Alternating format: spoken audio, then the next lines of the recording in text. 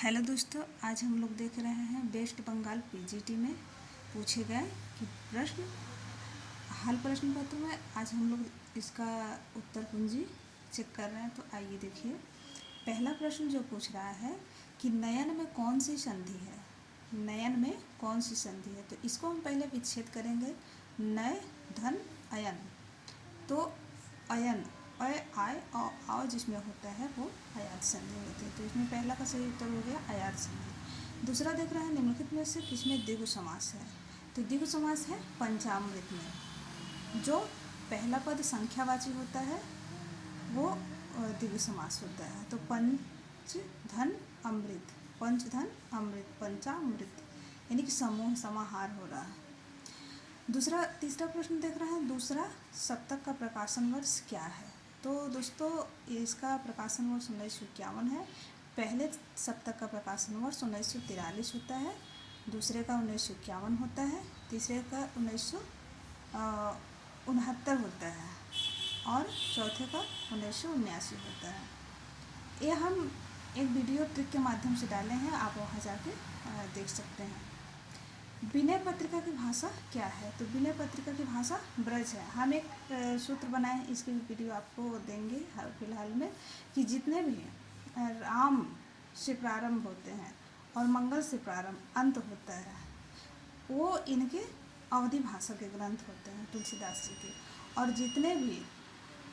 जितने भी कवितावली दोहावली क से प्रारंभ होते हैं वो ब्रज भाषा में होते हैं। ये ट्रिक है, हम बनाए, आपको वीडियो में आगे बताएंगे। ये देखिए, इसमें ब्रज होगा।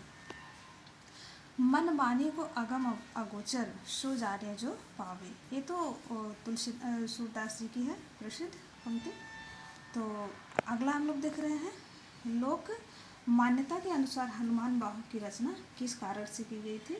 तो तुलसीदास जी की बाहु पीड़ा से मुक्ति पाने के लिए ये रचना किए थे। तो तुलसी के निज बाहु पीड़ा निवारण ही, तो इसका ये होगा। परिवर्तन कविता किस काव्य संग्रह में संकलित है। तो ये पल्लव में संकलित है। ये पल्लव जो है सुमित्रा नंदन पंत की मैनिफेस्टो रचना है, जिसको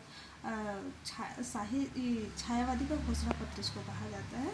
अगला देख रहे हैं, यदि गद्य कवियों या लेखकों की कसौटी है तो निबंध गद्य की कसौटी है। ये तो बहुत प्रसिद्ध है, हमारे रामचंद्र शुक्ल जी हैं, इनका कथन है। तो अगला प्रश्न हम लोग देख रहे हैं कि सारा आकाश उपन्यास पहले किस नाम से प्रकाशित होता है। तो प्रेत बोलते हैं नाम से होता है। अब अगला प्रश्न हम लोग देख रहे हैं, प्रश्न 11 पे आ जाइए। अक्षराद्वि उपदेश किसकी रचना है। तो ये डोम्बिपा की रचना है। ब्रज भाषा का क्षेत्र क्या है। तो आगरा, मथुरा, मैनपुरी, हाथरस, ये इनका है। 13 का भी होगा। मोहन राकेश का अपूर्ण नाटक है पैरों तले जमीन, जिसको कि पूरा कौन किए थे। तो ये कमलेश्वर इस नाटक को पूरा किए थे। अवधि भाषा का महाकाव्य पद्मावत है। कामायनी आप जानते ही हैं, 1936 की जयशंकर प्रसाद की खड़ी बोली की रचना है। और साकेत मैथिली शरदगुप्त जी की खड़ी बोली की है। पृथ्वीराज राष्ट्र जो है ये डिंगल पिंगल भाषा की है। इसमें एक ही बच रहा है पद्मावत, जो कि मलिक मोहम्मद जायसी की प्रसिद्ध रचना ठेठ हिंदी में लिखी गई, ठेठ अवधि में लिखी गई। और अगला देख रहे हैं, राम ने श्याम को पीटा। यहाँ कर्ता ने कर्म को, राम कर्ता हो गया और कर्म क्या हो गया, पीटना, यानी कि को होगा। अगला आइए हम लोग देखते हैं, राजस्थानी भाषा का विकास किस अपभ्रंश से हुआ है। तो सौरसैनी अपभ्रंश से हुआ। सौरसैनी अपभ्रंश से 5 भाषाओं का विकास होता है। आप जानते हैं कि पश्चिमी हिंदी का होता है, राजस्थानी हिंदी का होता है, अन्य से है। चारुमित्रा नाटक के लेखक, चारुमित्रा नाटक कैसा है। तो ये ऐतिहासिक नाटक है। हिंदी भाषा में प्रथम प्रामाणिक व्याकरण लेखन किसने किया। तो किशोरीदास वाजपेयी ने किए हैं। अब आइए हम अगला प्रश्न देखते हैं। प्रश्न नंबर 21 पे हम लोग आ जाते हैं। विलोम किस नाटक का पात्र है। तो विलोम आषाढ़ का एक दिन नाटक का पात्र है, जिसमें कालिदास पात्र नाम रहता है और मल्लिका रहती हैं। और अगला देख रहे हैं, उपेंद्रनाथ अश का नाटक नहीं है। तो उपेंद्रनाथ अश का नाटक नहीं है मिस्टर अभिमन्यु। छींक नाटक का केंद्रीय रस क्या है।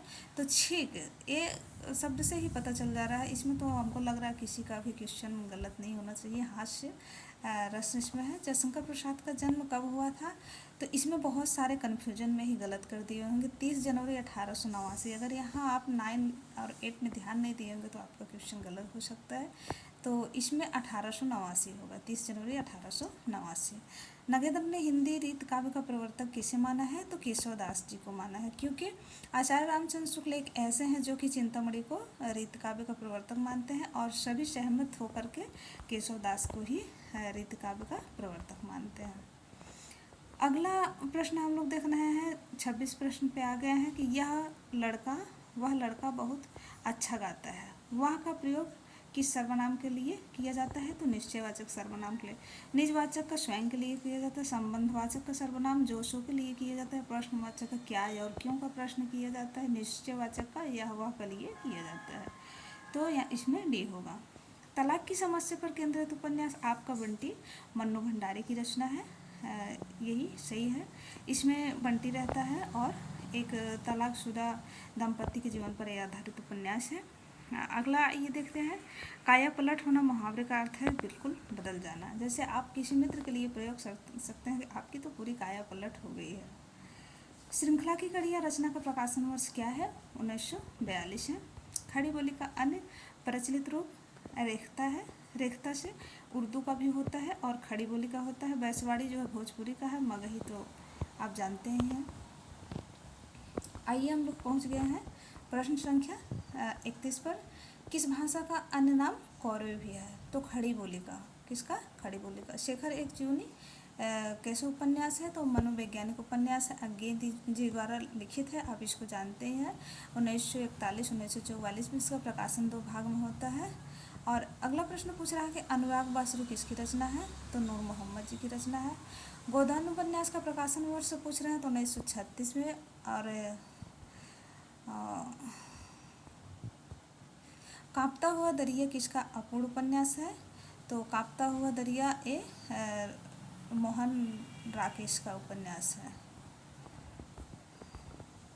आइए अगला प्रश्न हम लोग देख रहे हैं, नीलू नीलवा नीलोफर उपन्यास का प्रकाशन वर्ष 2000 ईस्वी में होता है। राष्ट्रीय सांस्कृतिक काव्यधारा के कवि नहीं है तो बालकृष्ण भट्ट नहीं है, क्योंकि ये भारतेंदु युग के कवि हैं। बीरा वारिस किसकी रचना है? तो बोधा की रचना है। महादेव वर्मा का प्रथम काव्य संग्रह निहार है। अगला प्रश्न हम लोग ये देखते हैं, पहुँच गया हम लोग प्रश्न नंबर 41 पे। मैदान अम्ल उपन्यास हिंदी में किस नाम से प्रकाशित है? तो कर्मभूमि नाम से, क्योंकि चौगाने हस्ती जो है, चौगाने हस्ती को रंगभूमि के नाम से जानते हैं। बाजारी हुस्न जो है सेवा सदन को कहा जाता है। छायावाद शब्द का प्रयोग सबसे पहले किसने किया? तो मुकुटधर पांडे जी ने किया है। इनकी एक श्री शारदा पत्रिका होती है, उसमें इन्होंने किया है।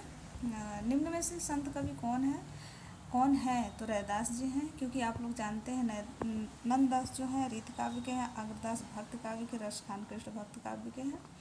चिंतामणि भाग 1 का प्रकाशन 1939 ईस्वी में होता है। और ये पहला जो प्रकाशन वर्ष होता है तो पहले 1930 में 1930 में पहले ये विचार विधि नाम से हुआ रहता है, जबकि 1939 में 10 के कुछ वर्ष बाद चिंतामणि भाग 1 के नाम से प्रकाशित होता है। क्यों फंसे उपन्यास के लेखक का क्या नाम है? तो क्यों फंसे उपन्यास के लेखक का नाम है श्रीलाल शुक्ल। श्रीलाल शुक्ल, हमको इस क्वेश्चन में थोड़ा डाउट लग रहा है, आप लोग कमेंट में ज़रूर बताइएगा। क्वेश्चन नंबर 45 यानी कि 45 में रामचंद्र शुक्ल ने किस छायावादी के लिए बहुस्पर्शनीय प्रतिभा पद का प्रयोग किया था? तो ये निराला जी के लिए किए थे। 46 का बी होगा। नागार्जुन का वास्तविक नाम क्या था? वैद्यनाथ मिश्र था। किस उपन्यास पर अस्तित्ववाद का प्रभाव स्वीकार किया जाता है? तो अपने अपने अजनबी नाम से। लहर तारा किस कवि की जन्मस्थली है? तो इनका है कबीरदास जी का 1398 में इनका जन्म जो होता है। और चकई बिछड़ी रैन की आय मिले प्रभात, ये तो हमारे कबीरदास जी की प्रसिद्ध पंक्ति है।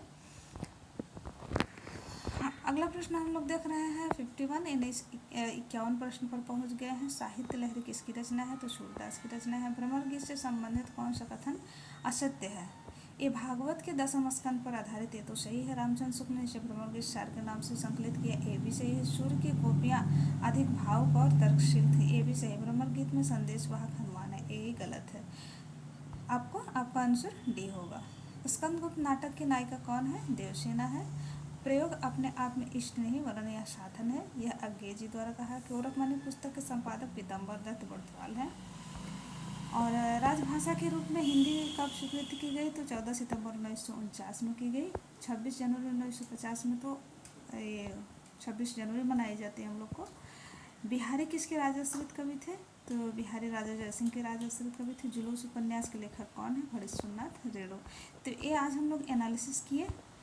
इसमें आपको कोई भी क्वेश्चन में डाउट लग रहा हो तो आप कमेंट करके बताइए कि किस प्रश्न में इसका उत्तर संशय है या ये नहीं होना चाहिए। और कट ऑफ के बारे में हम लोग देखेंगे। कट ऑफ अनुमानतः इसका कट ऑफ 48 से 50 प्लस जा सकता है। और आप लोग अपना कट ऑफ ज़रूर शेयर कीजिए, बताइए कमेंट में। जय हिंद, जय हिंदी।